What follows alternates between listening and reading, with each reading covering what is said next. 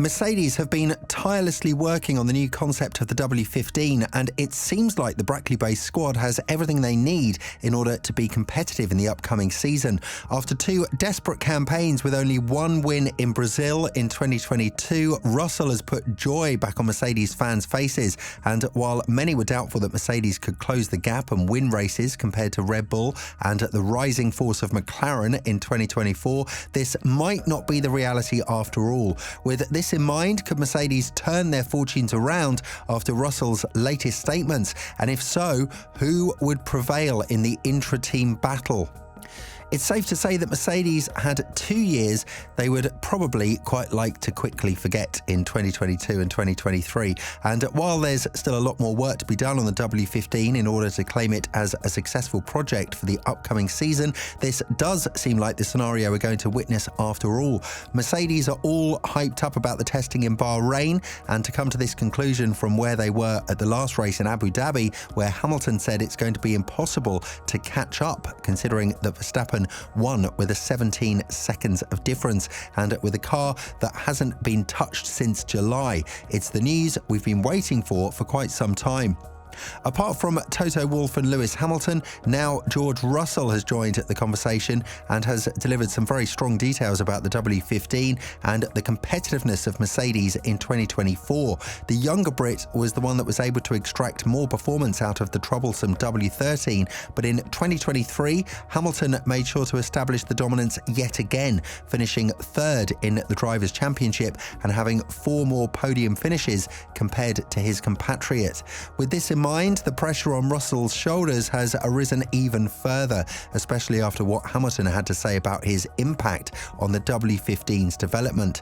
Adding to the communication between him and the engineers, Hamilton's words are ones that Russell is going to think about for quite some time, as the 7-time world champion went on to say, "I'm in the factory much more often now, have meetings with all the department heads and try to motivate and encourage them all. As you can imagine, everyone is disappointed and demoralized after this season. So I talk to them and show them where we need to improve and what direction we need to go in. I just try to help them be positive and say we can do it. I also looked closely at the other vehicles and asked a lot of questions just to stimulate ideas." Obviously, Hamilton will be heard from a lot more in Brixworth and Brackley, especially after he asked the engineers to take responsibility for the poor performance of the W13 and the W14 earlier this season, something that has definitely made Mercedes take a huge step back in the development process. Be that as it may, the situation is loud and clear. Russell will have an extremely hard time proving himself in Mercedes in 2024, but he's not losing any hope against his teammate, who is probably one of the greatest drivers to ever sit in an F1 car.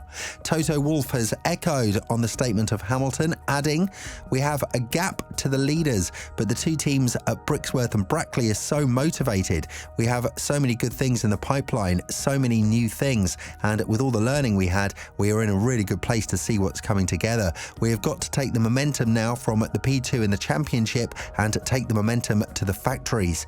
While Hamilton's say on the W15 is the one the team will likely appreciate a bit more compared to Russell, it doesn't mean that the younger Brit won't have any say on where the car is going to move. After all, he had a couple of unlucky races, such as the one in Australia with the DNF and the Turn 1 crash in Qatar, where he managed to drive a very successful recovery race.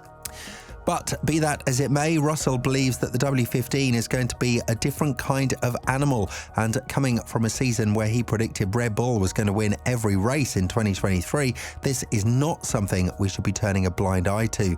Elaborating on this matter even further, Russell went on to say, "For the W14, we didn't have all the information to hand. We may have jumped to a couple of conclusions without thoroughly going through the consequences, and we learned when the car hit the ground this year that we made a step forward in some regards, but it came with a lot of baggage, and we hadn't taken that into consideration." So I think we've done a great job of truly understanding what we need. We've obviously had a further 12 months of experience to further understand the car and what brings the performance. I think last year we put all our eggs in one basket, and that wasn't a basket that provided the performance we were expecting. I'm going into next year with an open mind. I'm definitely confident we won't fall into some of the same traps we did this year. Mercedes is going to change the concept of the car radically, and it seems like they're going to go with the more traditional approach as the team is finally back on track with the right technical leadership of James Allison.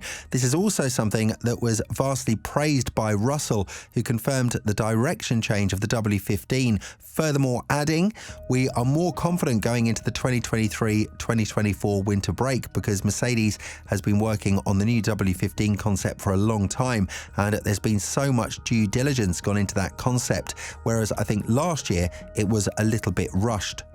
The situation couldn't be more clear for Mercedes. They have a huge gap to close to Red Bull, and apart from that, they have to deal with the increased performance of Aston Martin and McLaren, two of the teams that made huge strides in the 2023 season.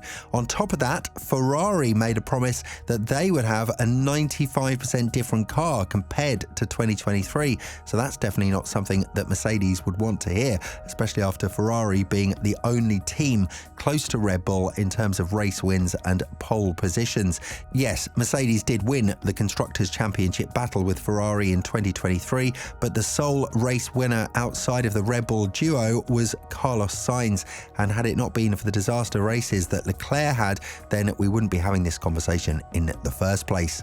But in the sport of Formula One, everything is to be expected, and according to Wolff, Mercedes is long away from the days where they had to hope for the other team's failure in order for them to prevail. The Austrian has, however, picked Hamilton as the championship guy for Mercedes if they were to build the proper car, due to his experience and his input in where the car's development is moving.